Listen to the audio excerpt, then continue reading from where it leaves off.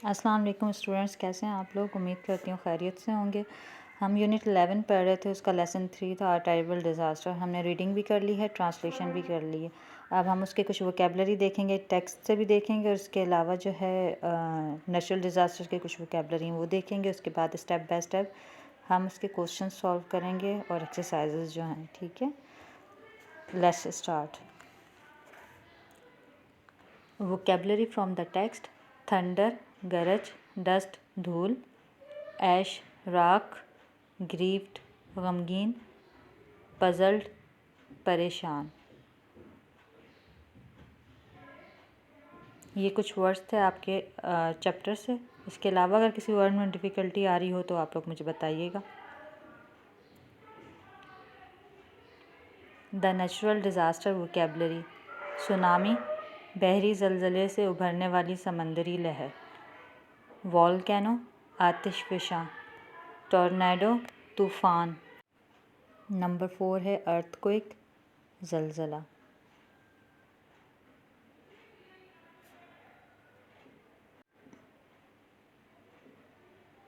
Number 5 है drought, खुश्क साली। नंबर 6 वाइल्ड फायर, जंगल की आग। नंबर 7 डस्ट स्टॉर्म, धूल का तूफ़ान या मिट्टी का तूफ़ान। नंबर 8 विंड स्टॉर्म, आंधी।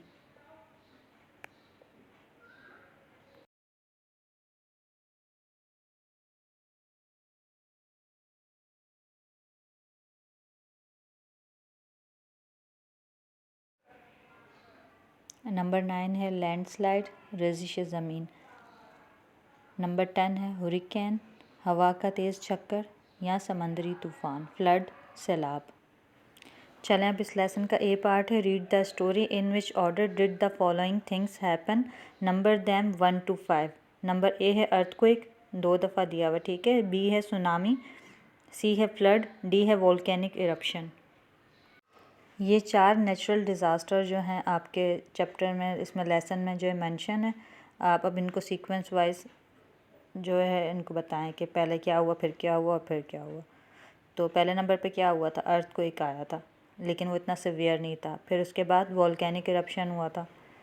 फिर जो है फिर दोबारा अर्थक्वेक आया, उसकी वजह से सुनामी आया, फिर फ्लड आया, ठीक है।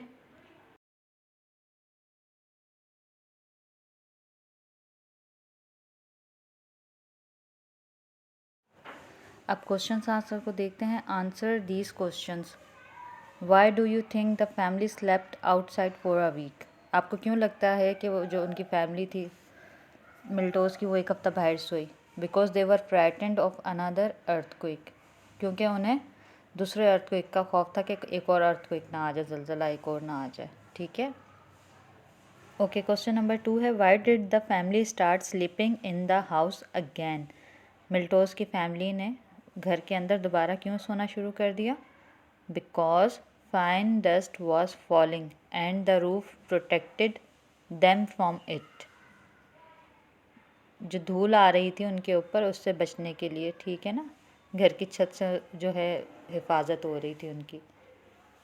नेक्स्ट क्वेश्चन है why did the student run fast without asking questions? जो वहाँ पे तलबा थे, स्टूडेंट्स थे, उन्हें यानी कि जब उनको ऑर्डर मिला भागने के लिए, तो बग़ैर किसी सवाल जवाब के वो वहाँ से भागना शुरू हो गए। Because they were well trained and always obeyed orders.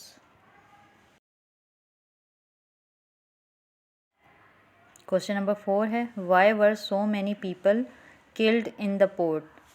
बंदरगाह पे इतने सारे लोग क्यों जो है हलाक हो गए थे? Because a huge wave tsunami broke over the island. Tsunami की वजह से जो है बहुत से लोग जो है जाँ बहक हो गए थे। क्वेश्चन नंबर 5 है why couldn't the ship's captain see the volcano? Because it had disappeared under the sea. Part C में क्या करना, which disaster A to D do this phrases refer to? नीचे 9 फ्रेसेस दिए हुए, उनके आगे ऑप्शन दिए हुए 4: earthquake, tsunami, flood, volcanic eruption. अब आप लोगों को ये सारे जो फ्रेसेस हैं ये पढ़ के और देखना होगा कि कौन सा ऑप्शन किसके साथ जो है मैच कर रहा है। ठीक है, स्टार्टिंग की मैं करके बताती हूँ आपको। नंबर 1 पर है दी अर्थ सडनली बिगेन टू शेक, ज़मीन अचानक से हिलने लग गई, तो ये क्या होगा? ऑप्शन है अर्थक्वेक। नंबर 2 है they felt the ground move, उन्हें महसूस हुआ कि ज़मीन घूम रही है, हिल रही है, तो ये भी क्या होगा? ऑप्शन है अर्थक्वेक। नंबर 3 है it sounded like thunder under their feet, उन्हें अपने पाँवों के नीचे गरज महसूस हुई, तो ये भी क्या होगा? Option A earthquake. ठीक है, नेक्स्ट आप लोग खुद देख लीजिएगा।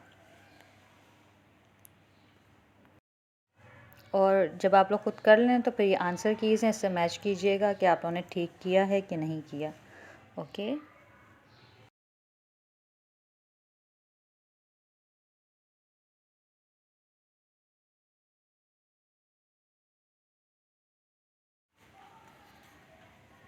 Okay, now let's move to the part D. Match the pictures with the 4 stages of the disaster. इन्होंने अब आपको पिक्चर्स दी हुई हैं A, B, C and D और 4 सेंटेंसेस में आपको लोगों को एक्सप्लेन किया हुआ है। अब आप लोगों ने देखना कौन सा सेंटेंस किस पिक्चर के साथ फिट बैठेगा। ओके। नंबर 1 पर है hot rocks flu into the sky from the top of the volcano, तो ये किसके साथ मैच बैठेगा? डी के साथ, डी पिक्चर के साथ। ठीक है, तो आप लोग ऐसे सॉल्व कीजिएगा, फिर आंसर कीज़ हैं उससे चेक कीजिएगा।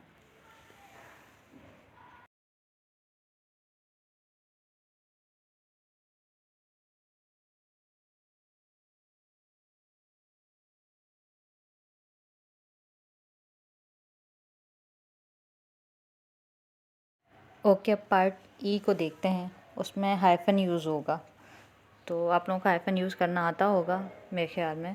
क्या है? Recognise and use hyphen to join numbers, quantities and fractions, write the following digits and words, make sure to use the hyphen correctly. तो अब देखते हैं।